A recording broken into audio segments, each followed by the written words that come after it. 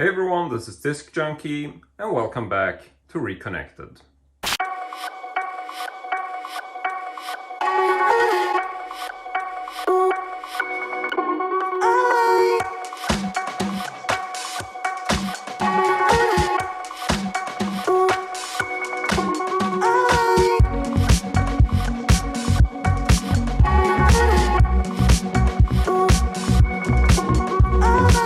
This is the show where I dive into the world of vintage technology, and today I thought we would talk about this lovely set of MD-2STV headphones that are coming straight from Japan.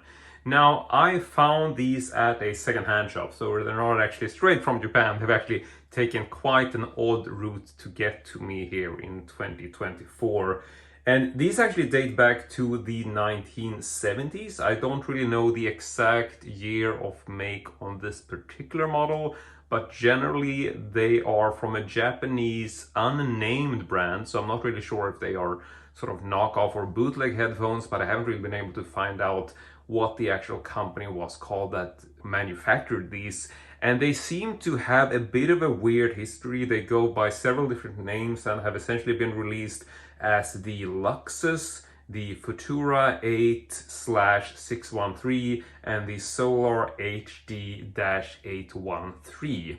I'm honestly not sure what else to say about these because I've essentially only accumulated this type of facts based on internet searches in various forums and people talking about them. Now, they have essentially made their mark. They're quite popular in their design, and I know that a lot of people would probably really like to have a pair of these because they are definitely quite stunning.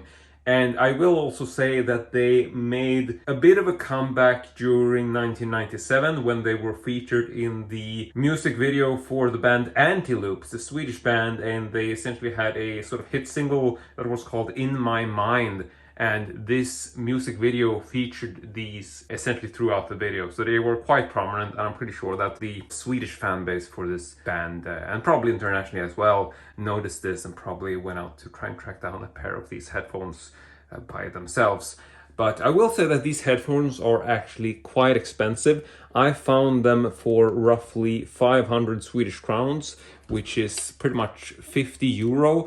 And I wasn't really planning to pick up a pair of headphones from the 1970s. This was definitely not on my radar when I found these, but I just thought that they looked so incredible. I had never heard about these before, so I just figured that, I'm probably not going to find a pair like this in this good shape for this price ever again, because I just did a quick search on eBay and realized that these usually go for around 1,500 Swedish crowns. That would be around 150 euro and upwards when they're in this good shape. So let's just go ahead and move the skull out of the way. I don't know if this was a good idea. I just thought it looked kind of cool as a display piece, but I'm gonna get that out of the way because it is actually quite unpractical to have on show while I'm looking at these.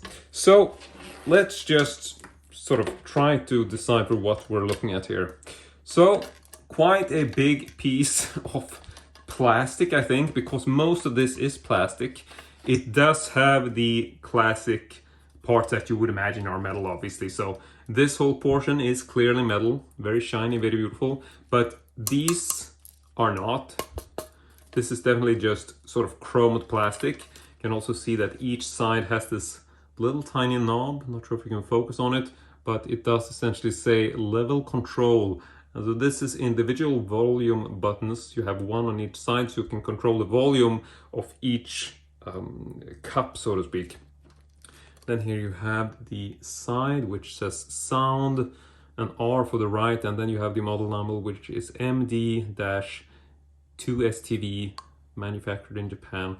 And you have this sort of matte printing or structure, which is quite nice. I really like this design. They've definitely sort of made an interesting blend between the different materials. Turning to the inside, you have this sort of classic, quite comfy, I have to say. These are essentially over-the-ear headphones, so your entire ear essentially fits into the inside. And this is quite soft, and I will say that they are actually quite comfortable to wear. Based on what I've heard online, I'm no audio expert per se, but based on what I've read, these sound like crap. That's essentially what you hear from most of the reviews, and I think they are to be considered pretty much a novelty type headphones because they are really, really cool in terms of design, very retro sort of space age type look to them. But if you're gonna go for a piece of, really good sort of audio technical quality, I don't think this is the kind of headphones you're gonna be looking at. But if you just want them for novelty because they look cool, yeah, then definitely you will want to pick these up. So if you find them at a good price, I would definitely, give them a go because they are absolutely stunning in terms of the visuals. There's a plastic knob on the side here, which just says stopper. What is that? Stopper slide is what it says. Sorry, I couldn't really make that out. So this is just to, if you want to tighten or change the size, you can essentially twist this. But yeah, then they have the comfortable little leather type softness or cover there. There's a metal frame within that you can feel. I'm gonna do a reverse shot right here just because I wanted to show you how ridiculously oversized these are. But I have to say that even with this size, I mean, it's literally like wearing a couple of buckets on your head. I feel that they're actually really on there. They do actually remove quite a bit of noise. It feels like you're sort of really within a jar talking. So it's very much against your side of your head and covering your ears. And I have to say that they also are actually not very uncomfortable. I mean, obviously there is a little bit of weight that you have to get used to, but they're actually quite comfortable on your head. So yeah, I'm actually surprised in terms of, that such a big pair of headphones can actually be so, well stabilized and actually sit snugly on your head. So yeah, I think they're really, really cool. And I can just mention, I mean, they come with this typical old school connector. But I mean, if you want to, you could obviously connect this to a modern day device if you just get this little adapter plug like that. And then you would have to go, even if you want to use like the iPhone, you can get this classic thing. So just a couple of connectors, and then you could literally plug this into your iPhone if you wanted to. But like I said, generally I just think these are much more for display than anything else. And I will say that I actually got the original box for them as well. This was a really welcome addition for the 500 Swedish crowns that I paid. And here we have something which is labeled as the dynamic stereo headphones.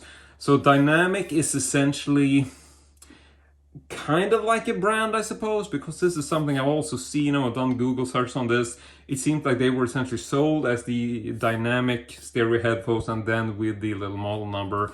But overall, this is quite an anonymous box. Aside from that, there is a small little made in Japan stamp at the bottom. But otherwise, it's just plain black. And it's kind of interesting that this comes with the green cover to it, because I've essentially seen variations on this, and you can tell that this is even green on the interior, very bright green. Looks really cool, very nice color to it. But what I was going to say is that I've actually seen variations on this which come in other colors, but it's just for the box. So the headphones seem to always look like this with the typical chrome design, but the box actually has different designs. So I don't know if that's because they were sold in different countries that had sort of, couldn't use the same brand or something. And if you look closely, it even looks like there is some sort of logo under here that I've essentially plastered over. Now, I have not tried to take this away because I don't want to damage it, but it definitely looks like there is something printed under there, which you can't really see. And I haven't really found images to show what this might be, but I can imagine that maybe this is the sticker design that was put on there for certain sort of markets in certain countries. I literally don't know. I just noticed that, yeah, there's definitely something printed there. So might have been that this was labeled as something else originally, and then they put a dynamic sticker on there because they were supposed to be sold as the dynamic stereo headphones. I don't know, I'm just guessing here. But yeah, this is the original box, so I was really happy to get that as well. But aside from this, I don't really know what else to say about these. I just think they are super cool, and I probably never would have hunted down a pair of these if I didn't just stumble over them. Like I said, 50 euro is definitely a great deal if you can find them at that price.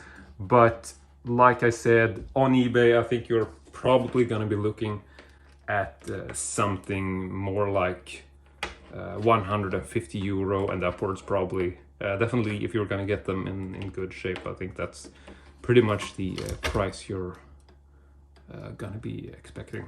But yeah, I can't really make these into any sort of great shape, so let's just leave it as they are. But that is essentially it. I want to say thank you very much for watching, and as usual, hope to see you all next time.